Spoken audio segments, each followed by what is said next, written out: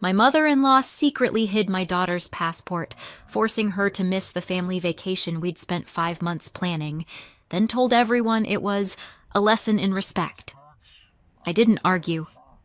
I did this.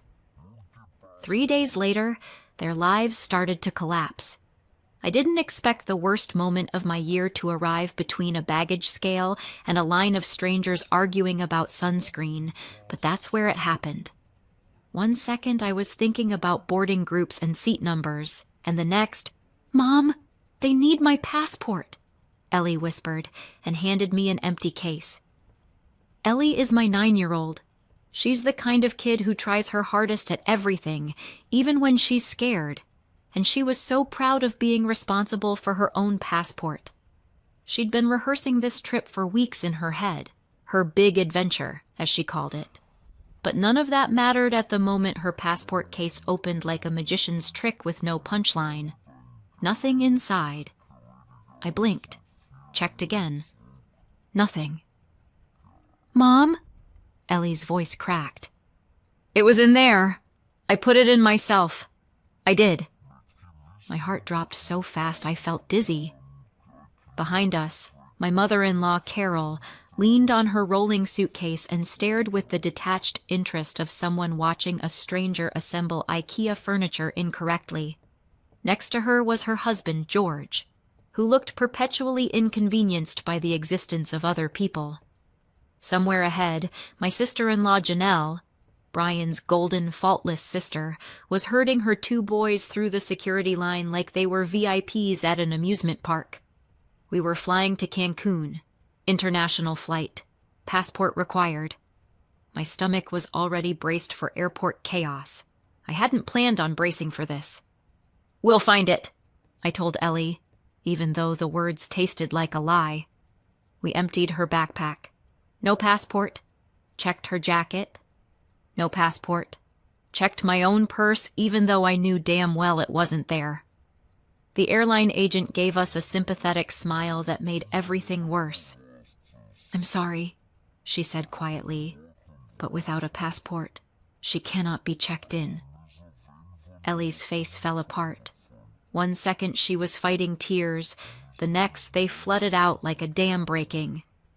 "I didn't lose it," she sobbed, panic taking over. I didn't. I swear I had it." "I know, sweetheart," I murmured, pulling her close. "I know you're sure you had it." Because honestly, what else was I supposed to believe? Nobody sane jumps to, "My mother-in-law must have stolen my child's passport." Carol stepped closer, voice honey-sweet and completely unhelpful. "Poor thing. Maybe this will teach her to be more responsible with important things." I turned slowly. "Not now, Carol." She raised her brows. Innocent. Fake. "Just saying," her husband chimed in. "Well, we can't all miss the trip because she misplaced something." Ellie sobbed harder. I shielded her with my body, which is the only thing you can do when a child is experiencing pure humiliation in public. My chest burned. Someone behind us sighed loudly, as if my daughter were an inconvenience in their personal travel documentary.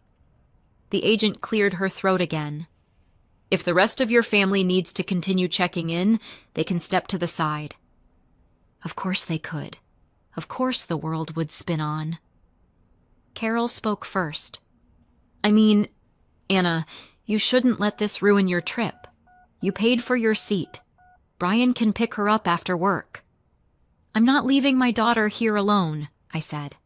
"Oh, don't be dramatic," she said. "She'll be home. Safe.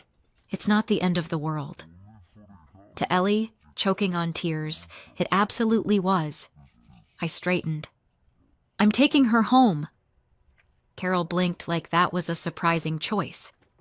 Janelle, who had wandered back over, barely glanced up from her phone. "You sure? It's kind of a waste of money." I stared at her until she looked away. Then I grabbed Ellie's suitcase, wrapped my arm around her shaking shoulders, and walked away from the counter. I didn't look back. Let them go to Cancun. I needed to get my child out of a building where she'd just learned she was disposable. Ellie cried the whole drive home. That awful, uneven crying kids do when they think something truly bad is their fault. By the time we got inside, she'd run out of tears and just sat curled on the couch with her fox, whispering, "I'm sorry," into its fur. I stroked her hair. "It's okay," I said. "You're okay. We'll figure this out tomorrow." And I meant that. At the time, I really did think there was something to figure out. That we'd find the passport under a bed or wedged behind something. That this was a mistake. A painful one, but a mistake. Brian came home from work just after 6.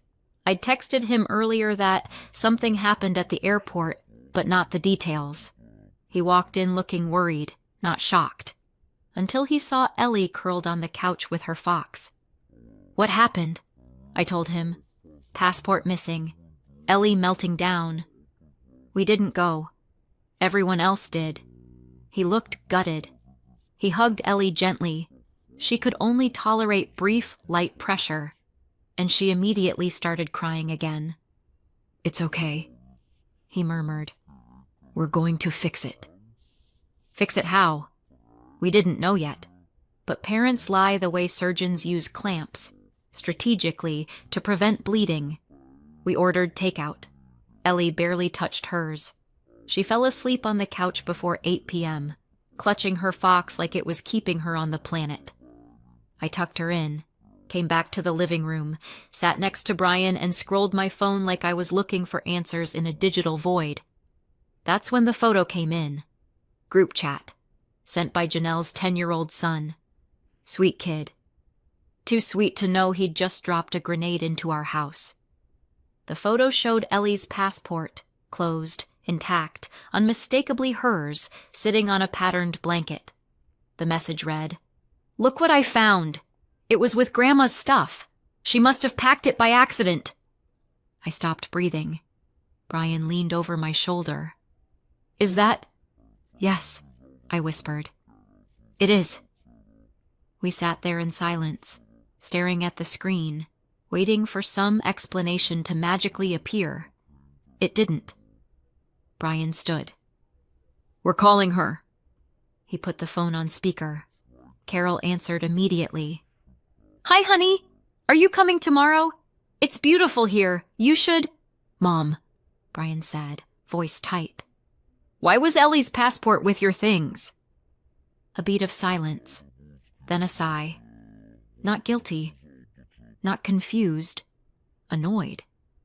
"Well," she said, "maybe now she'll finally learn something."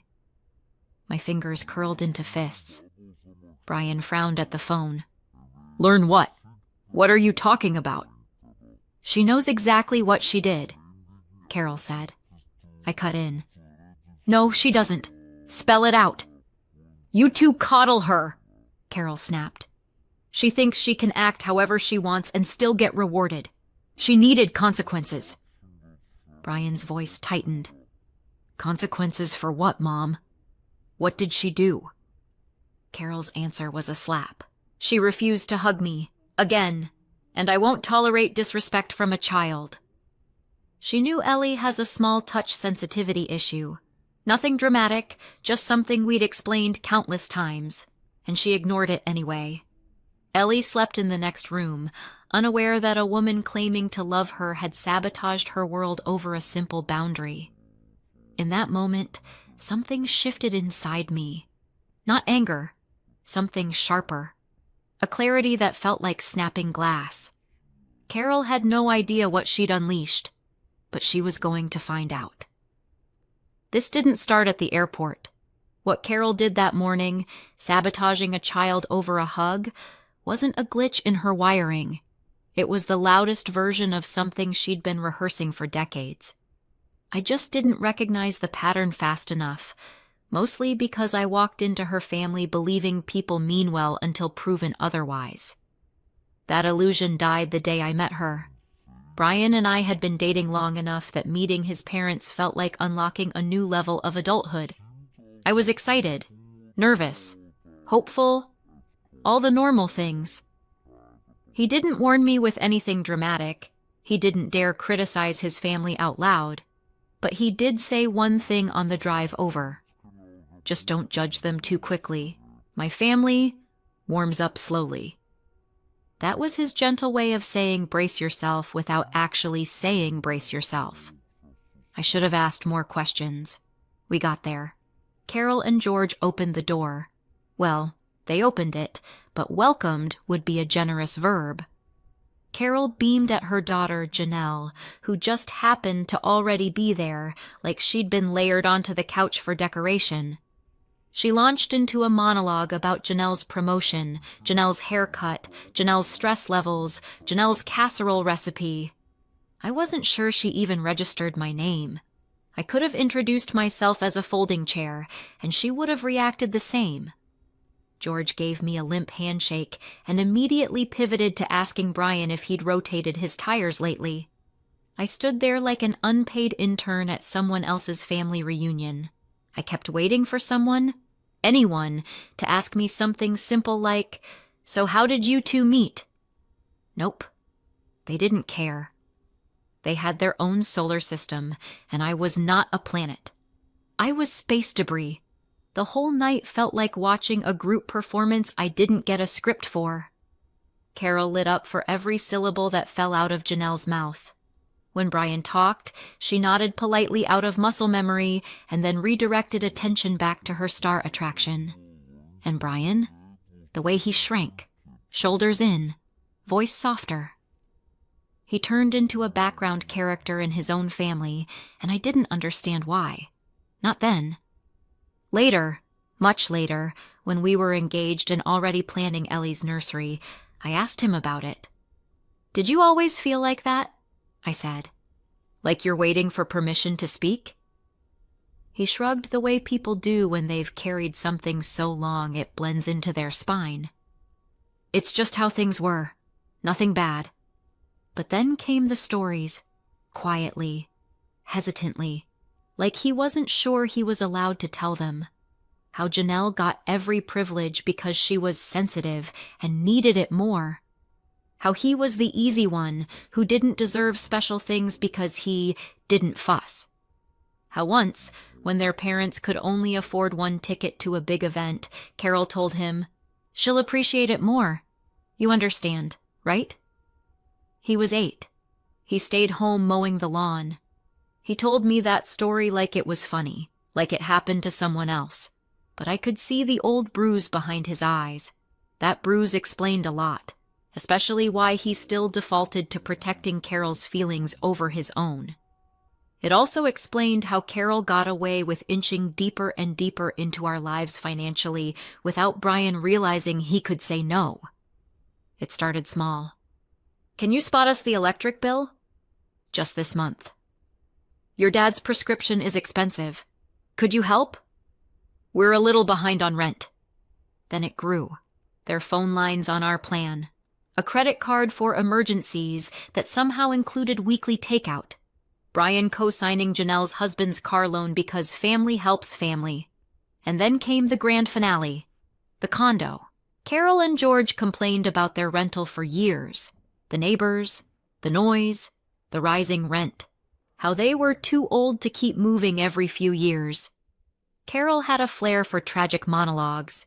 "We'll probably die in that cramped little place." Brian, bless him, absorbed all that guilt like a sponge. He wanted to rescue them. I wanted to rescue him. So when he suggested buying them a condo, something stable, modest, doable, I agreed.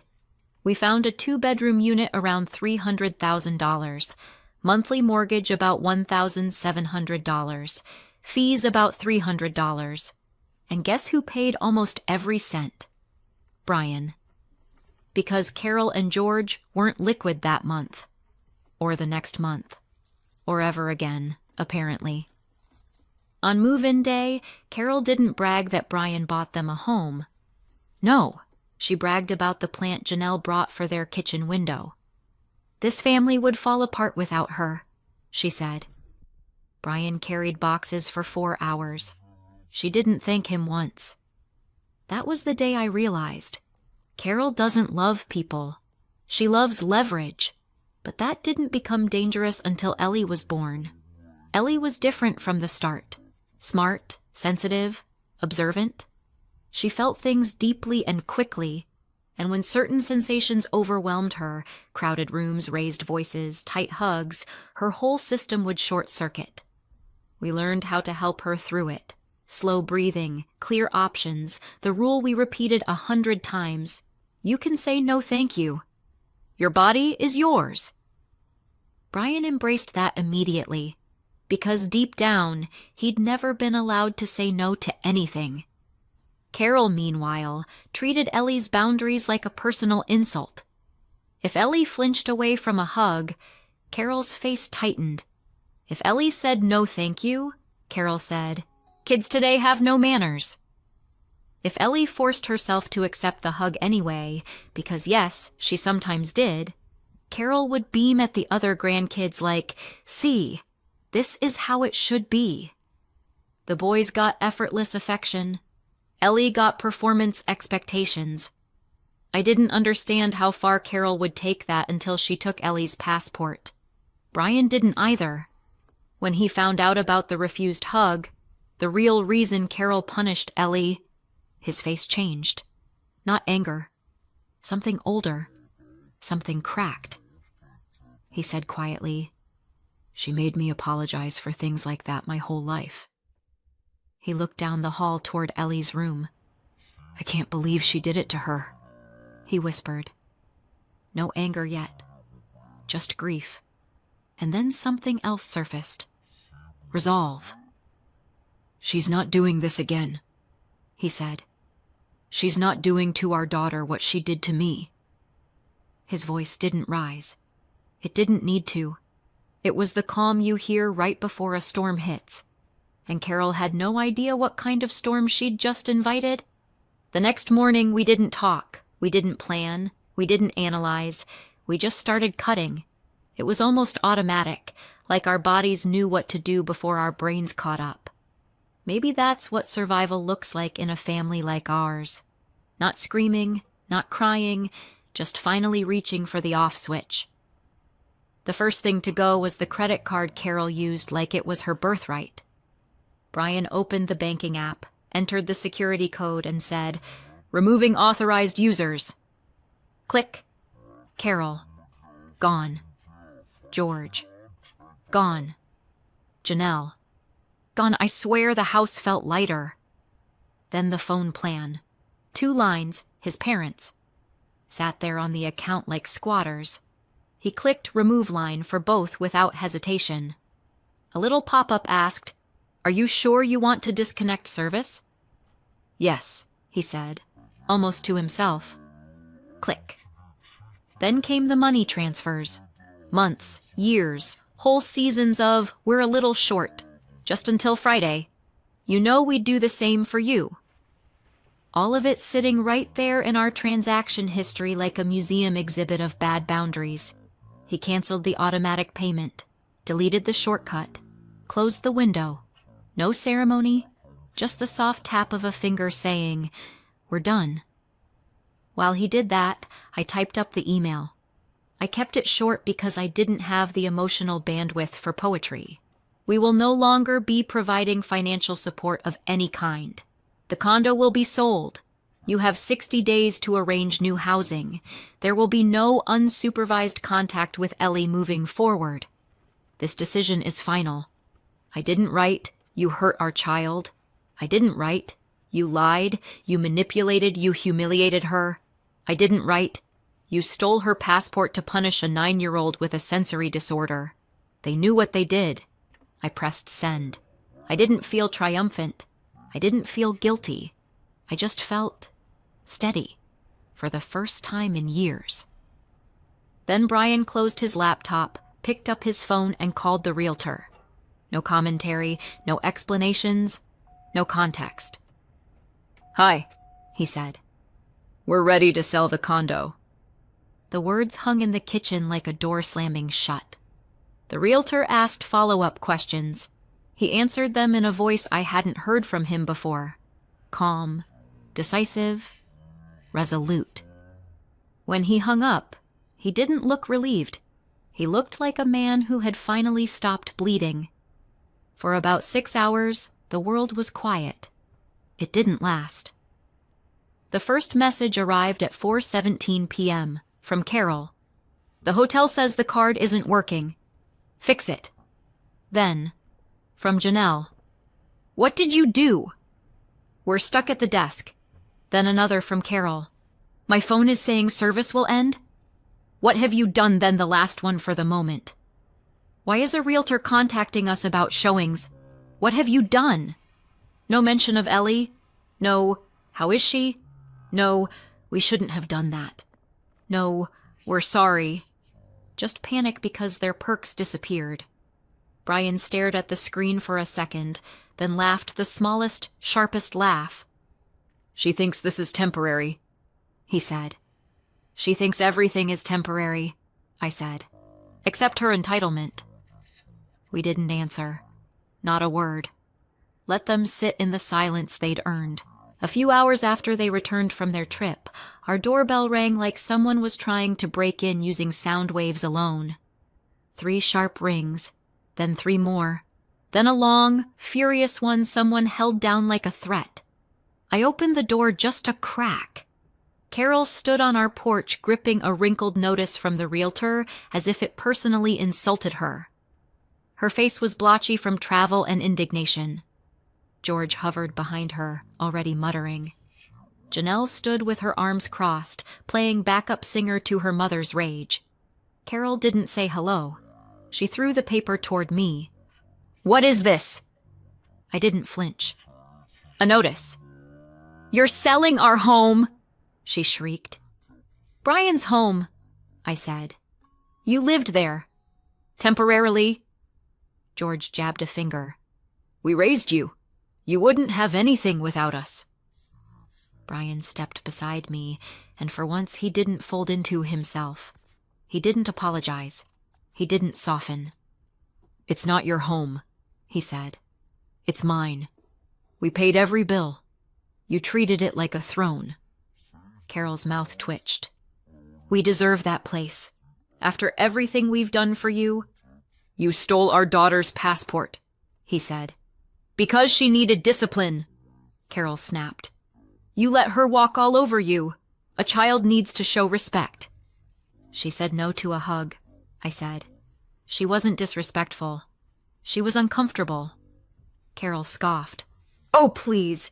She's dramatic. She needs to learn the world doesn't coddle her.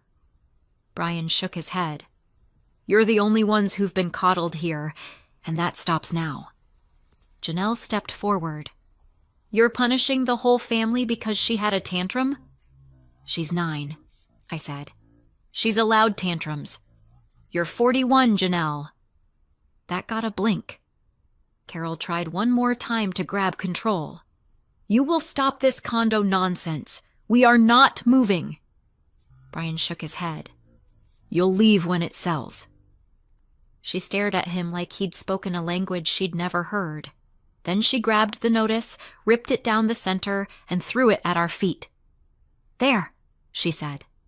It's done. I almost laughed. She still thought the world runs on whatever story she told herself. You should go, I said. Carol's voice dropped to a hiss. You'll regret this. Maybe, I said. But our daughter won't. I closed the door. On the other side, Carol shouted something about betrayal, respect, and ingratitude, her greatest hits, but it faded as they finally trudged off the porch. Inside the quiet house, Ellie padded into the room, rubbing her eyes. Mom? She whispered. Did Grandma yell at you? A little, I said. Am I in trouble? No, I said. You're the only one we're protecting. She leaned her head on my shoulder. Okay, she murmured. Can we have waffles for dinner? Yes, I said. We absolutely can. Because at that point, the fire had already started, and for once it wasn't burning us. It was burning the bridge behind us. I didn't expect the war to start before breakfast, but apparently Carol prefers her battles served early. At 7:12 a.m., my phone buzzed with the first shot. A Facebook post. Public. Loud. The digital equivalent of her standing on her porch with a megaphone. "We are being thrown out by our own son. After all we've sacrificed. Please pray for us." A photo of the condo building sat underneath the post, filtered to look slightly gray and tragic, like the weather itself was mourning her imagined suffering. I stared at it, bleary-eyed, clutching my mug. "Well," I said to no one, "we've reached the theatrical stage of the apocalypse." Brian walked in, hair sticking up. "What now?" I turned the phone so he could see. He sighed, deeply. "Of course." Before he could sit, my phone buzzed again. Then again. And again. Relatives. Older ones. The kind who still forward chain emails about angels saving children in parking lots. One message read, "Your parents told us you're making them homeless. Surely this is a misunderstanding?" Another, "This is shameful. They love Ellie so much." And one from a cousin I barely tolerate. "You should be grateful they disciplined her instead of calling CPS." I snorted. "Disciplined? For saying no thank you?" Brian rubbed his temples. "Don't answer." "Oh, I won't," I said. "I'm saving my words for people who can read." But the smear campaign was only half the show. By noon, the realtor called. "It's escalating," she said carefully. "They didn't open the door for this morning's showing. They told the buyers they were too emotionally fragile." I pinched the bridge of my nose. I'm emotionally fragile too, but here I am, upright. "There's more," she said. When they finally opened another time, the TV was blasting and George followed me around pointing out structural issues that do not exist. "We need compliance," she added, lowering her voice, "or we won't be able to sell." She didn't have to say the rest. Carol and George were doing everything possible to choke the sale before it started. Brian hung up and sat at the table like a man choosing between fight or flight. "Flight's expensive," I said. "Let's fight." "Yeah," he said. "Okay, let's do it." We contacted a lawyer. Not for moral validation, we're definitely past that, but to make Carol stop pretending the law was written in her handwriting. He drafted a concise, emotionless letter and sent it directly to Carol and George. They have no tenant rights. They must allow all showings. The property will be vacated on schedule. Obstruction will result in formal removal. Simple. Cold. The kind of letter that doesn't care if your feelings are hurt. An hour later, my phone buzzed again. This time, it wasn't relatives. It was Carol. "How dare you threaten us with legal action? We are your family." Then, "You will regret treating us this way." I read the messages with the calm detachment of a surgeon examining a wound she didn't cause. Brian wasn't texting back. He was composing something better. "Okay," he said finally. "It's time." "Time for what?" "Receipts." We didn't send a rant. We didn't send a manifesto. We sent numbers. Bare, boring, devastating numbers. A short message to the relatives who'd confronted us. "Before you form opinions, here is what we have been paying for the last 4.5 years on my parents' behalf." Then the list. Partial mortgage support condo fees, utilities, phone lines, credit card charges, temporary transfers that were never temporary. We ended it with, total, around $80,000. We didn't add context. We didn't explain. We let the math do the talking. And oh, did it talk. Within 30 minutes, replies rolled in. "I had no idea." "They never mentioned this." "They told us you barely helped." 80,000? "I'm so sorry. I misjudged this completely." And from the cousin who'd lectured us earlier, "I take it back." Brian looked at me, stunned. "They're switching sides," he whispered. "People tend to abandon sinking ships," I said. especially ones they didn't know were heavy. The smear campaign dried up like someone had turned off the hose, but the condo obstruction, that took one more hit. The realtor texted. They opened the door. No theatrics, no noise. They sat silently in the corner. Ah, the quiet of people who finally understood the law wasn't on their side. That was when I felt it, the tension in my chest easing, just slightly. They weren't done being angry. They weren't done being self-righteous. But they were done being obstacles. 6 months later, the storm had passed so quietly it was almost eerie. The condo had been sold. I won't bore you with the paperwork, but the number on the closing statement was right there in black and white. It sold for just over $400,000, enough to pay off what needed paying off, and enough to permanently close a chapter that should have ended years ago. Carol and George didn't take the news with grace. They ended up in a tiny rental far outside the city, the kind of place where the walls echo and the neighbors fight over parking. Their old friends stopped visiting after the truth about the passport came out, and even Janelle doesn't drive out much anymore. She says it's too far, but everyone knows distance isn't measured in miles. Ellie, meanwhile, is a different kid. Still Ellie, still tender, still thoughtful, but steadier now, bolder in the small ways that matter. She says no thank you without apologizing first. She has friends who understand her boundaries without question, and she walks through the world like someone who finally believes the ground won't disappear under her feet. As for us, we booked a trip, a real vacation, one of those ridiculously nice international resorts with soft robes and ocean views that don't need filters. Ellie picked the destination. She said she wanted somewhere warm, but not where Grandma went. We said sure. A cousin mentioned the other day that the in-laws probably won't take another proper trip like their Cancun one again, not without our money padding every edge of their life. Maybe they can afford something small. Maybe not. Poetic justice, I guess. So what do you think? Did we go too far? Or not far enough? Let me know in the comments and subscribe for more.